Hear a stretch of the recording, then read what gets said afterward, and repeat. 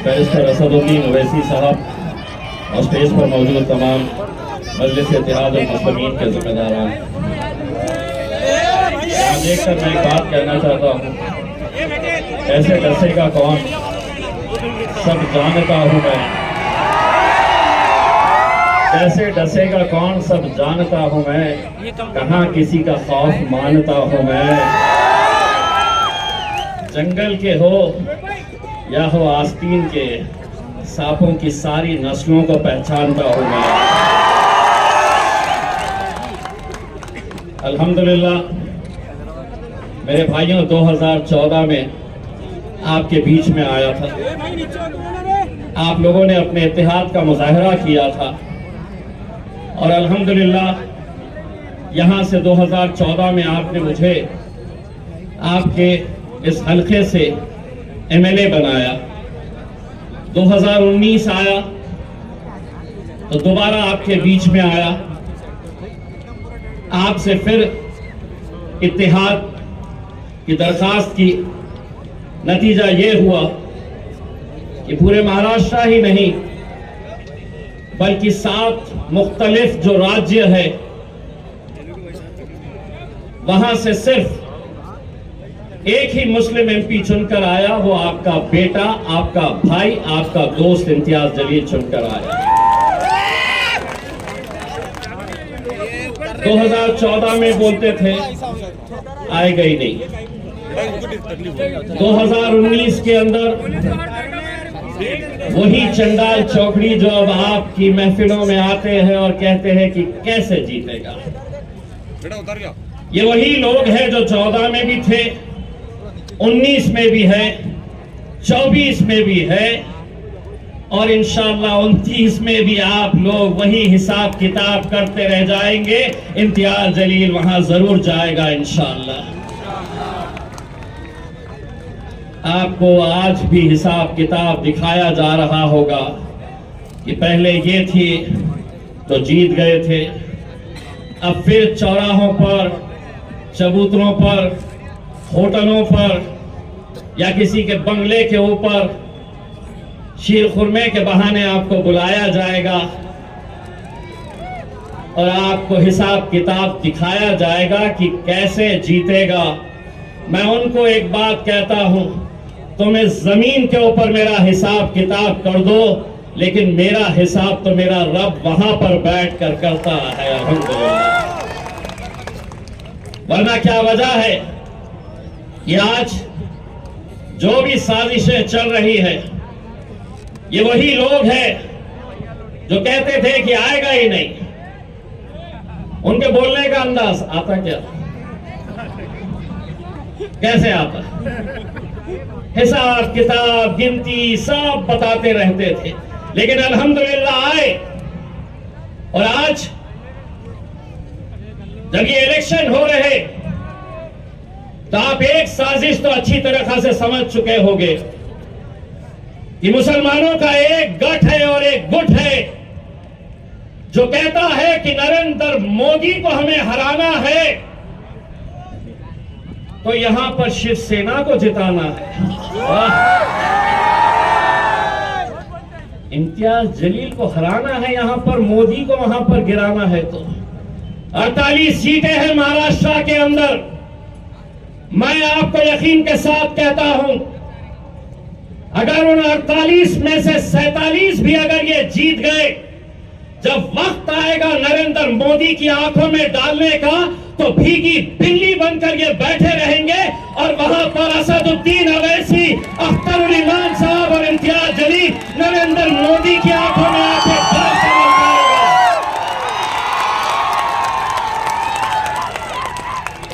बड़े मोदी को जिताना है तो इम्तियाज जलील यहां नहीं चलता।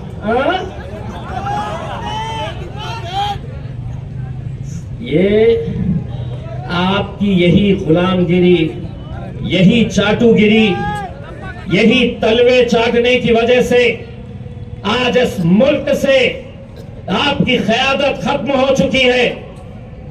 यही तलवे चाटने से कभी सोचा था किसी ने कि औरंगाबाद जैसे शहर से जहां शिवसेना कहती थी कि यह हमारा गढ़ है, किसी ने तस्वर नहीं किया था।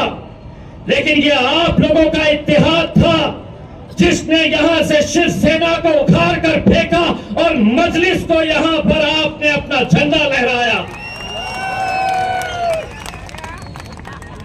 अब तो कैसे कैसे आ गए हैं।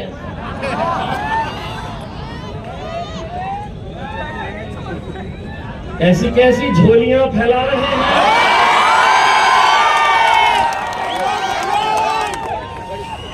यहां पर भी भेजे गए थे, महफिल मेरी सस्ती है, एक सुन लो रे। तुमको क्या बोलते पता है? बेगानी शादी में जब मेरी महफिल सस्ती है आ जाते, बोले चलो दूल्हे बन जाएंगे का। हर वक्त आप देख लीजिएगा, जब महफिल सजी कि ले लेते हैं 200-300 रुपये, चलिए आ जाइएगा। तुम झोली यहीं तक फैलाते रहो। कव्वाली सुने हो? पर्द झोली या मोहम्मद, लौट कर मैं न जाऊंगा खाली। अरे मांगना है तो उससे मांगो रे, किसके सामने तलवे चाट रहे हो? उससे मांगो। और मैं आज भी ये कहता हूं, लोग मुझसे पूछते हैं, ये लोग बार बार पूछते हैं मेरे से, जीतते क्या, कैसा आते? बड़े 2019 में आपको कितना भरोसा था कि आप जीतेंगे और 2024 में आपको कितना भरोसा है? तो मैं उनको ये कहता, 2019 के अंदर मुझे 100% यकीन था मैं जीतूंगा, लेकिन अब वो इंतजार करते मैं कुछ तो भी बोलूंगा। 2024 में 200% यकीन है कि 4 जून को हम हिंदुस्तान का सबसे बड़ा जश्न यहां पर मनाएंगे इंशाअल्लाह। और जश्न तो बेटा तेरे घर के सामने भी आके मनाऊंगा। यही प्यादे हैं, इसके वजह से चल रहे हैं। गाड़ी में पेट्रोल कौन डाल रहा है? सब जानते हैं बेटो, हम सब हिसाब निकाला जाएगा। हर इलेक्शन में ऐसे आते, कोई ना कोई तो आता है गिराते बोले मेरे को। उन्हें क्या मालूम, ये शहर में अब अल्हम्दुलिल्लाह ऐसी फिजा तैयार हो गई। एक रात पहले तक कुछ अलग सोचता है, सुबह जैसे ही फजर पढ़ के बाहर निकल, नक्को रे बाबा पतंग कोई मारो, अपनी पतंग है, अपनी पतंग को उड़ाओ। अल्हम्दुलिल्लाह मेरे भाइयों, आज क्या वजह है कि 10 ऐसे राज्य हैं जहां से एक भी मुसलमान को टिकट नहीं दिया गया, और ये आपके बीच आ रहे हैं और कहते हैं कि एकलौता एक उसको यहां पर गिराना है। अगर मैं गूंगा, मुक्का और बहरा रहता तो कोई दखल नहीं लेता, बोलता चलने दो। लेकिन उन्हें एक बात पता चली है कि पिछले 20 सालों से पार्लियामेंट के अंदर अकेला मेरे भाई बैरिस्टर असदुद्दीन अवैसी साहब अकेले मुकाबला करते थे। अब तकलीफ ये है कि ये आया है तो ये भी बहुत बोलता है भैया, और बोलता ही नहीं है। असद भाई जब बोलते हैं और वहां से भाजपा का, यहां से कांग्रेस का, वहां से राष्ट्रवादी का, यहां से शिवसेना का, जब असद साहब को टोकते हैं तो इम्तियाज जलील पीछे जाकर बैठता है और उनको क्या कहता है, चल बैठ रे बैठ। सारी तकलीफ इसी बात की कि कैसे इकलौता एक हजम नहीं हो रहा तुमको। क्या वजह है,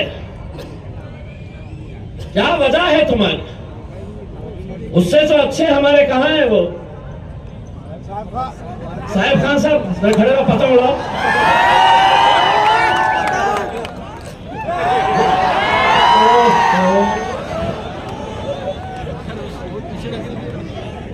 कुछ दिन पहले के इनके इंटरव्यू देख रहा था, मैं खुद डर जा रहा था।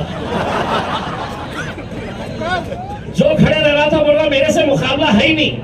मैं बोला यार मैं खड़े कहीं को रह रहा हूँ, मेरे से मुकाबला किसी के साथ नहीं है। मेरे भाई, मैं आप लोगों से सिर्फ इतना इल्तिजा करने के लिए आया हूँ। असद साहब कल भी रहेंगे इंशाल्लाह। कल 2 जलसे है, एक तो बालूच में शाम में 5 से 7 और दूसरा जलसा रेलवे स्टेशन पे मोइनुल स्कूल के पास उस ग्राउंड के ऊपर है।